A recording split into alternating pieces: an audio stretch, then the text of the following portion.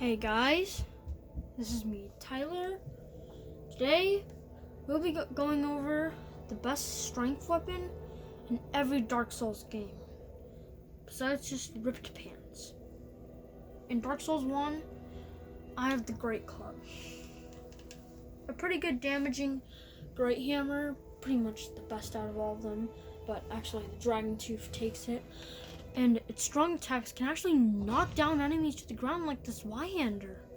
And plus, it also gets an A scaling in strength. Well, B if it's below plus 12.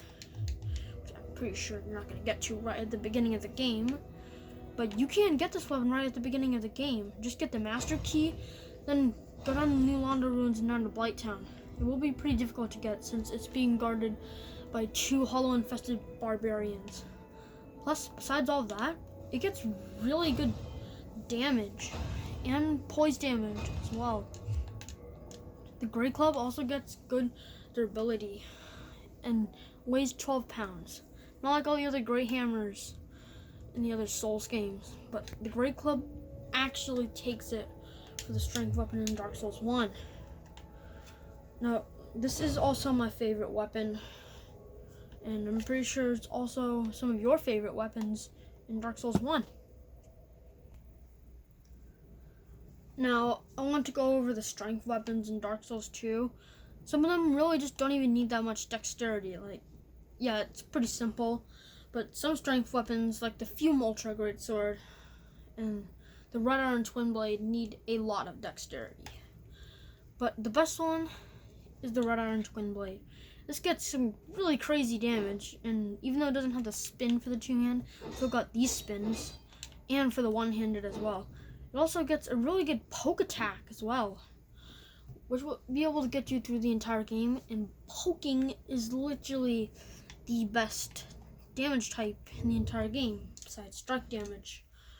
And too bad it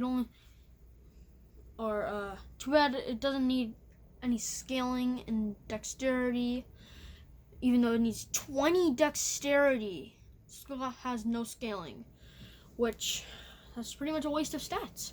But anyways, A scaling and strength, if you have it maxed out and plain, keeping weapons plain in this game is actually a pretty good idea, because it just gets the most scaling and it also gets the most damage, so you won't have to worry about bosses resistance, like the Fume Knight and the Smelter Demon, resistant to fire. You won't have to worry anything about that. Just keep it plain. It'll carry you through the entire game. Just found somewhere near the end of the game, Shrine of Amana. Shouldn't be too hard, but although Shrine of the Amana is the worst place in the game, I personally hate it. The snipers are just gonna kill you so much, so be sure you be careful while trying to get this Red Iron Twin Blade. It'll carry you through the entire game, and in my opinion, probably one of the best weapons as well. Can't even believe how one of these weapons made it through.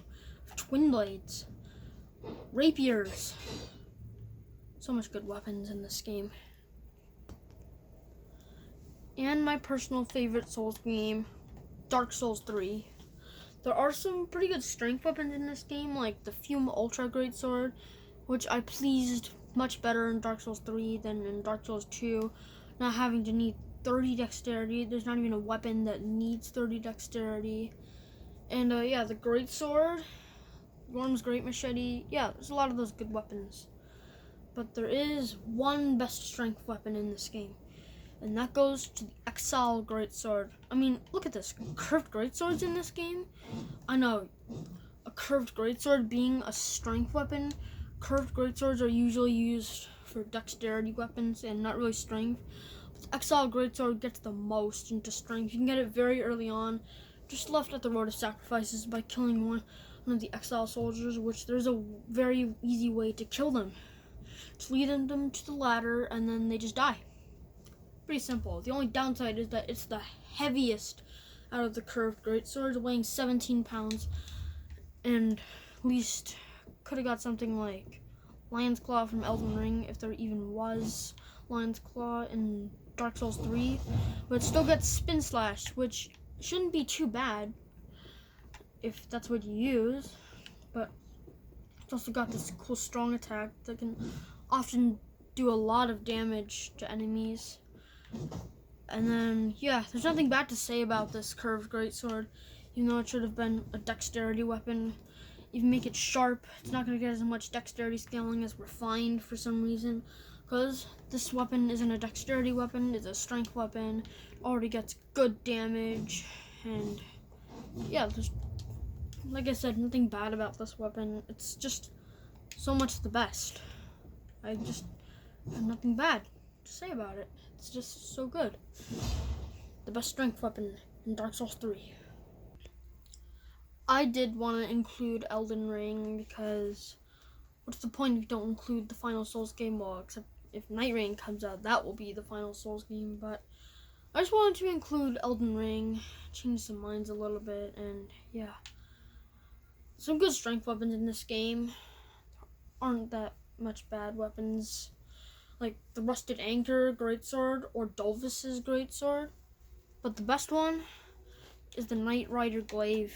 I mean, yeah, it often gets a lot of damage, and it gets some good strength scaling as well. I recommend you doing Giant Hunt since you're just gonna get a lot of damage, and yeah, nothing really bad. It just does so much damage, and you can get it pretty early on. You just want to get right here on the map at nighttime. There will be a Knight's Cavalry. Kill him. You get Giant Hunt and the Knight Rider Glaive at the same time. Like, wow. These two really pair together. And, yeah, just getting it very early on. If you're a halberd guy, sure.